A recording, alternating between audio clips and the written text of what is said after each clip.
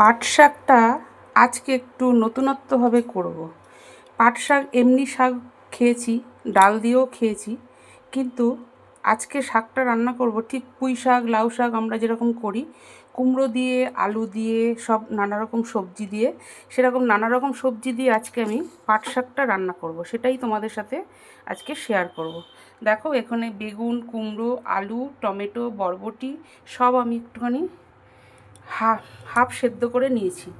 এবার আমি কড়াইতে তেল দিয়ে দিয়েছি। তেল আমার গরম হয়ে গেছে। এবার দিচ্ছি কালো জিরে ফোড়ন আর একটা শুকনো লঙ্কা দিয়ে দিচ্ছি তেলের ওপরে। এবার শুকনো লঙ্কাটাকে একটুখানি নাড়াচাড়া করে নেব। করে নিয়ে এবার আমি সবজিটাকে দিয়ে দেবো। সব সবজি সেদ্ধ করে রেখেছি, সেটাকে দিয়ে দিলাম। আর দেখো পাট শাকটাকে একটু বড় বড় করে কেটে রেখেছি।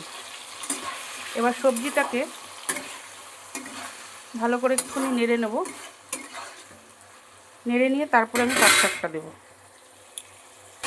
সবজি নাড়তে নাড়তে আমি দিয়ে দিচ্ছি নুন পরিমাণ মতো,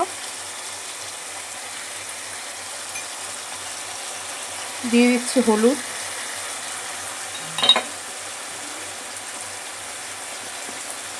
কাশ্মীরি লঙ্কার গুঁড়ো,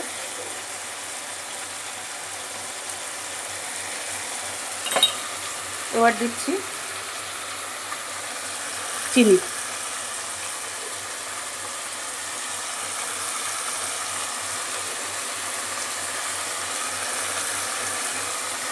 এবার আবার একটুখানি নেড়ে নেব সব মশলার সাথে।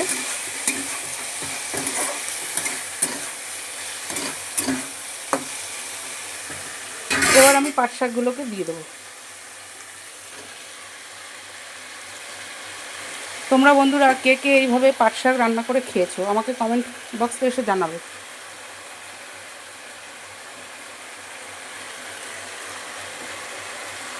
এটা আমার কারোর কাছ থেকে দেখা না, শেখা না, আমার নিজের রেসিপি, আমার নিজেরই মন থেকে বের করা এটা, সেটাই তোমাদের সাথে শেয়ার করছি। এবার পাট শাক দিয়ে এবার সব সবজির সাথে ভালো করে নাড়তে হবে। আমি কড়াইটাকে ঢেকে দিয়েছি, কেন ঢাকা দিয়ে দিয়েই আমি শাকটাকে রান্না করব। এর মধ্যে আর জল দেবো না, যেহেতু সবজিগুলো একটু সেদ্ধ হয়ে গেছে বেশি, সেহেতু আমি আর জল দেবো না, এর মধ্যে ঢাকা দিয়ে দিয়েই রান্না করব। আর এই শাক তো বেশিক্ষণ হতে লাগবে না।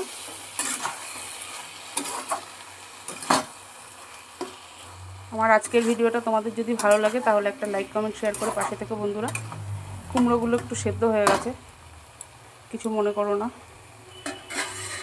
একটু সিটি মেরেছি তো কুকারে, বুঝতে পারিনি সেদ্ধটা হয়ে গেছে বেশি। যাক গে, ভালোই হবে, একদম মাখা মাখা মাখা মাখা হবে শাকটা আজকে। আজ তাহলে এই পর্যন্ত। কাল আবার নতুন কোনো ভিডিও নিয়ে হাজির হবো। ততক্ষণে তোমরা সুস্থ থেকো, ভালো থেকো, সাবধানে থেকো। আজকের মতো টাটা, বাই বাই।